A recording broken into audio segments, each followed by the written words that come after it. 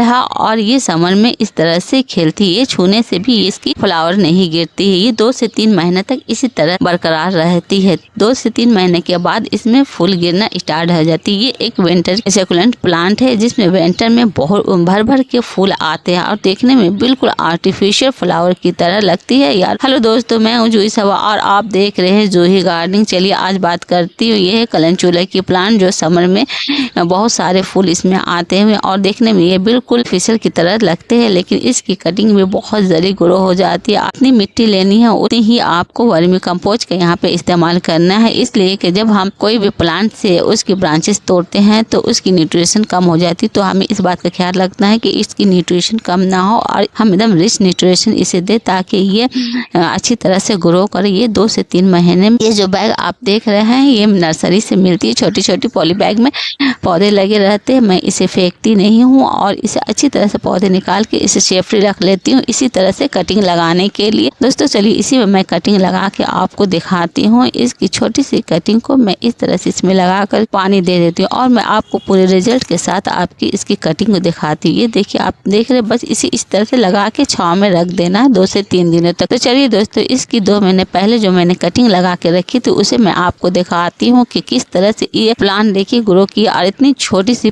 Plant में देखिए flower भर के आई हुई। तो चलिए मैं आपको इसको निकाल के पॉली बैग से दिखा देती हूँ कि इसमें जड़ें बनी हुई है या नहीं।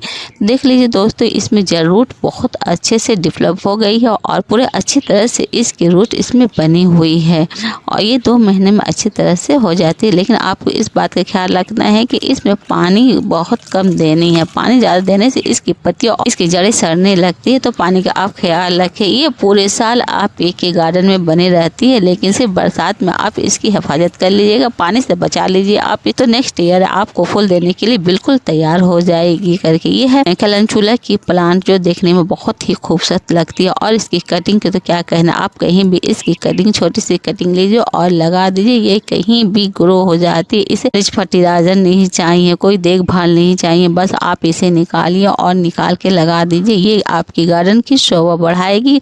तो ये कलंचुला की प्लांट जरूर आप अपने टेरेस पे अपनी जगह दीजिए। एक बार लगाइएगा तो आप इससे बहुत सारे पौधे बना सकते हैं। कलंचुला की प्लांट ये देखिए, एक छोटी सी कटिंग को भी मैं यहाँ लगा देती हूँ, ये अच्छी तरह यहाँ पे ग्रो करे। जब ये ग्रो होने लगी तो मैं इसे फिर यहाँ से निकाल के एक बड़े से पॉट में लगा दूंगी। तो ये है कलंचुला की प्लांट। और सेकंड नंबर पे है बोगनवेलिया की प्लांट। बोगनवेलिया की कटिंग भी बहुत जल्दी ग्रो हो जाती है। आप इसकी कटिंग कहीं से भी लेकर आ जाइए और इसकी छोटी छोटी आप कटिंग कर लीजिए। दोस्तों मैं आपको कटिंग करके नहीं दिखा पा रही क्योंकि मेरी मोबाइल गिर गई थी, इसलिए इस बाकी की वीडियो सेफ नहीं हुई, तो मैं आपको कटिंग करके नहीं दिखा पा रही हूँ। इसकी छोटी छोटी कटिंग इस तरह से कर लीजिए और इसमें फंगीसाइड लगाने के बाद आप इसे मिट्टी में लगा दीजिए। मिट्टी में भी आपको मिट्टी लेना है इसकी 50% मिट्टी और 50% वर्मी कंपोस्ट लेकर के इसमें इस तरह से बोगनवेलिया की जितने भी ब्रांचेस मैंने कटिंग की थी इसे इसमें डाल करके इसमें पानी डाल देती हूँ और इसमें 40 से 45 दिन लगती है इसमें पत्तियाँ आने में। तो आप इसे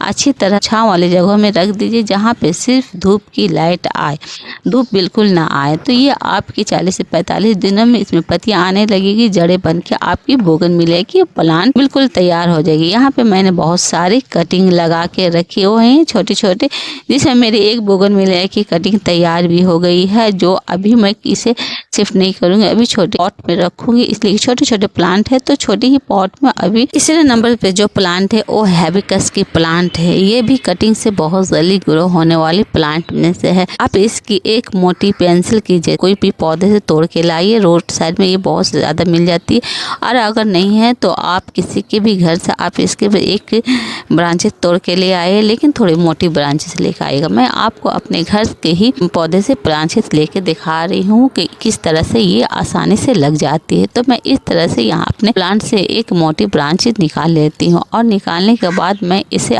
इसकी सारी पत्तियाँ मैं हटा दूंगी। ये भी अच्छी तरह से ग्रोथ हो जाती है। तो पेंसिल की तरह इसे छील लीजिए और छीलने के बाद फिर हम इसे में मैं लगाऊंगी जिसमें वर्मी कंपोस्ट ज़्यादा मिला के रखी हुई है, और इस तरह से मैंने अच्छी तरह से इसकी पेंसिल की तरह इसकी नोखें बना लेती हूँ। चारों तरफ से आप घुमा घुमा के अच्छी तरह से आप इसे छील लीजिए और छीलने के बाद इस इसमें भी फंगिसाइड आप जरूर लगाएं। कटिंग कोई भी लगाएं आप, फंगिसाइड जरूरी है। तो फंगिसाइड किसी को फंगस ना लगे बोल के आप इसमें फंगिसाइड के इस्तेमाल कीजिए। अब इस तरह से फंगिसाइड लगाने के बाद आप इसे मिट्टी में, बालू में भी ये लग जाती है, बालू में आप लगाइए, कोकोपीट में लगाइए, मिट्टी में लगाइए। मेरी मिट्टी और इसमें वर्मी कंपोस्ट ज़्यादा है और इस मिट्टी बलुआही मिट्टी टाइप की, इसमें पानी बिल्कुल नहीं रुकती, तो इसलिए मैं इस मिट्टी में लगा रही हूँ। आप अगर मिट्टी में लगा रहे हैं तो ख्याल रखिए कि आपकी मिट्टी में चिकनी मिट्टी ना हो, इस बात का आप ख्याल रखें। चिकनी मिट्टी में पानी रुकती है जिससे पौधे खराब हो जाते हैं, तो आप ख्याल रखिए कि ये चिकनी मिट्टी में ना लगाएं। कोई भी पौधा अगर चिकनी मिट्टी में लगाइएगा तो उसमें पानी रुकती है और पौधे की जड़ें को ये खराब कर देती। तो ध्यान रखिए पौधे लगाते वक्त, पौधे लगा रहे तो चिकनी मिट्टी में ना लगी हो। और हम नर्सरी से भी लेकर आते हैं तो देखते हैं कि चिकनी मिट्टी में लगी रहती, तो इस बात का ख्याल रखिए। नर्सरी वाले भी प्लांट को आप एक बार चेक करके लगाइए ताकि वो चिकनी मिट्टी में ना लगी हो। उसका अगर चिकनी मिट्टी में लगी हो तो इसकी मिट्टी को आप धीरे धीरे हटा करके लगाइए। ये देखिए तैयार हो गई है। आज मैं आपको दिखाती हूँ इसके रिजल्ट कि ये भी बहुत जल्दी कटिंग से ग्रो हो जाती है। तो इसे मैं निकाल के दिखा रही हूँ। इसकी जड़ मैं दिखा रही हूँ कि पत्तियाँ देखिए कितनी शाइन करी और कितनी हेल्दी पत्तियाँ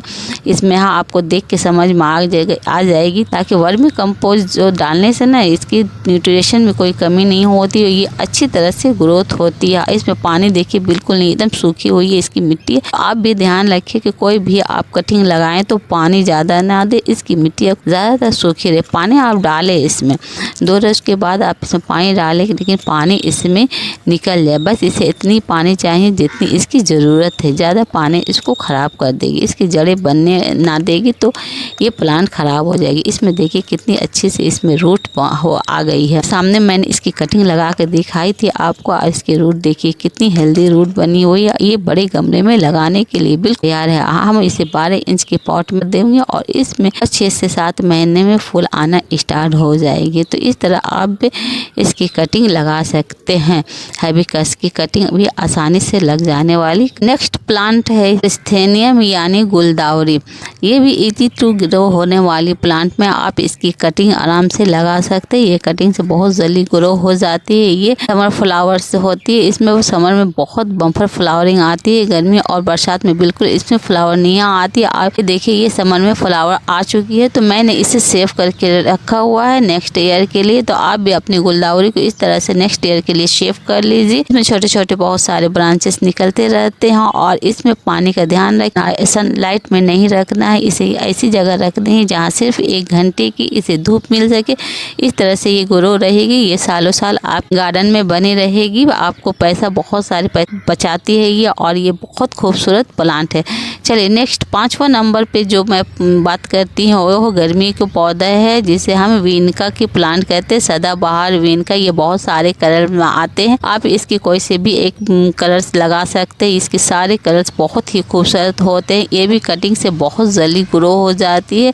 ये एक सक्यूलेंट प्लांट है, ये बहुत जल्दी ग्रो हो जाती है। आप इसके बहुत सारे कलर ऑप्शन होते हैं। आप इसकी कोई भी कलर लगा सकते हैं। ये सारे कलर्स बहुत ही खूबसूरत होते हैं। नर्सरी में तो इसके अभी भर भर के ये आपको मिल जाएगी करके, हर कलर की आपको इसमें मिल जाएगी। अभी थोड़ी सी यहाँ पे मौसम ठंड हो रही तो इसकी फ्लावर थोड़ी सी छोटी हो रही है, लेकिन इसे हम जब बड़े पॉट में लगाएंगे और जब गर्मी आएगी खूब निखर के, जब गर्मी आएगी तब इसमें फ्लावरिंग बहुत अच्छी तरह से आती है। इसे 4 से 5 घंटे की फुल सनलाइट चाहिए, तभी इसमें फूल बहुत अच्छे से ये होती है। इसमें भी पानी का आप ध्यान रखिए। पानी प्लांट में आपको पानी सिर्फ एक बार ही देना है। अगर ज़्यादा गर्मी है तो आप 2 टाइम दे सकते हैं, लेकिन अभी के मौसम के हिसाब से आप पौधे में सिर्फ 1 टाइम पानी दीजिए। और ध्यान रखिए कि आपके पौधे में पानी रुक तो नहीं रही है, पानी निकलना चाहिए। रुकने से आप पौधे खराब हो जाएंगे। तो इसकी आप कोई भी आप प्लांट ला करके नर्सरी से लगा सकते हैं। गर्मियों में ये आपके गार्डन की शोभा बढ़ाएगी। इसकी खूबसूरत फूल में महक तो नहीं होती, लेकिन ये इतनी सुंदर होती है कि यही आपके दिल बस यूं ही जीत लेगी। जरूरी नहीं कि हर फूल में खुशबू हो,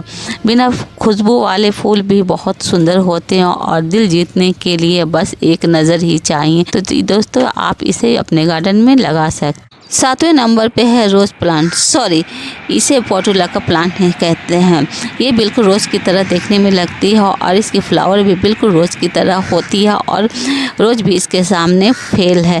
तो इसे मॉस रोज भी कहते हैं। इसकी कटिंग भी एक छोटी सी कटिंग लीजिए, 2-3 पत्तियां हटाइए और बस इस तरह से मिट्टी में डिप कर दीजिए और 4-5 महीने में इसके ढेर सारे आपके प्लांट आपको देखने के मिल जाएगी और इस तरह से इसमें आपके फूल देखने के मिलेगी, बिल्कुल छोटे छोटे रोज की तरह। और इसकी मिट्टियों और गमले को इस तरह से कैप्चर कर लेते हैं कि पता नहीं चलती मिट्टी कहाँ और गमले कहाँ। इसमें इतनी फ्लावर आती है गर्मियों में।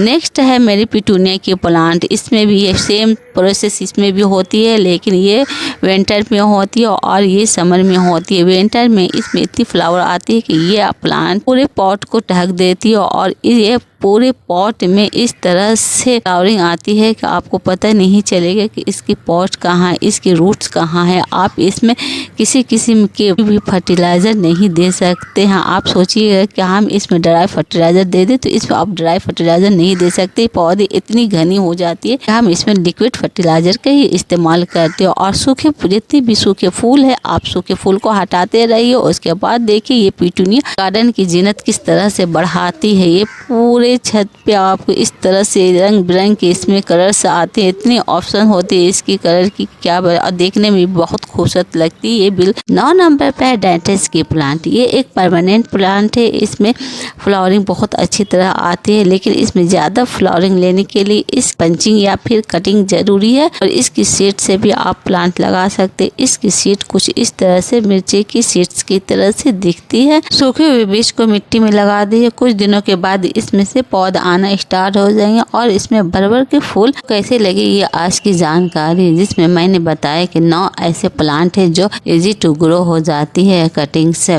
तो मैंने आपको घर पे ही बता दिए कि इस 9 प्लांट को आप अपने घर पे कटिंग कीजिए और अपने घर पे ही महंगे महंगे फूल वाले प्लांट अपने घर पे लगाइए कटिंग करके, जो फ्री में आपके घर में तैयार हो जाते हैं। इस तरह से अगर आप लगाइएगा तो आपके साल भर आपके टाइम लेंगे। उसके बाद जब ये ग्रो होगी तो बहुत सारे फूल आना स्टार्ट हो जाएंगे और महंगे महंगे प्लांट आपके भी गार्डन में मौजूद होंगे।